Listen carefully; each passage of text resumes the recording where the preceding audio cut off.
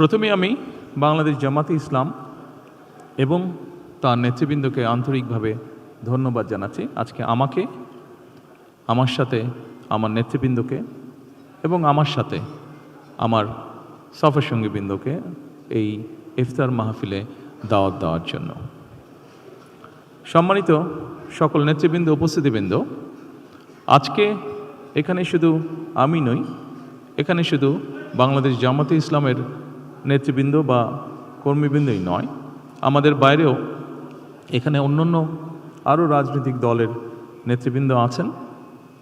এখানে আরও অন্যান্য সমাজের অন্যান্য বিভিন্ন স্তরের বিভিন্ন সম্মানিত ব্যক্তিবর্গ উপস্থিত আছেন আজকের এই ইফতার মাহফিলে।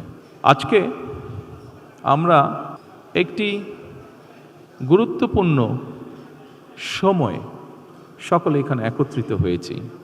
দেশের একটি গুরুত্বপূর্ণ সময়। কিছুদিন আগে দেশে নির্বাচন হয়েছে। এই নির্বাচনের মাধ্যমে গণতন্ত্রের যাত্রা শুরু হয়েছে। যে গণতন্ত্রের জন্য বাংলাদেশের মানুষ প্রায় 1 যুগেরও বেশি সময় ধরে অকাতরে জীবন দিয়েছে, বিভিন্ন অত্যাচার, নির্যাতন, গুম, খুনের শিকার হয়েছে।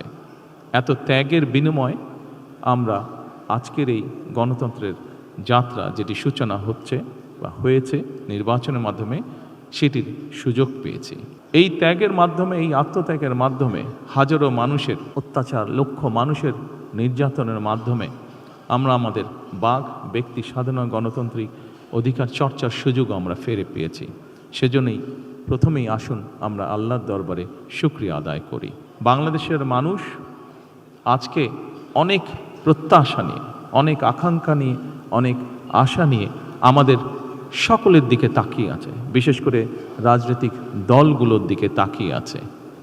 আজকে আমাদের এই ইফতার মাহফিলে আসুন আমরা আল্লাহর নামে শপথ গ্রহণ করি যে আমাদের আগামী দিনের কাজগুলো হবে এই দেশের মানুষের ভাগ্য পরিবর্তনের জন্য।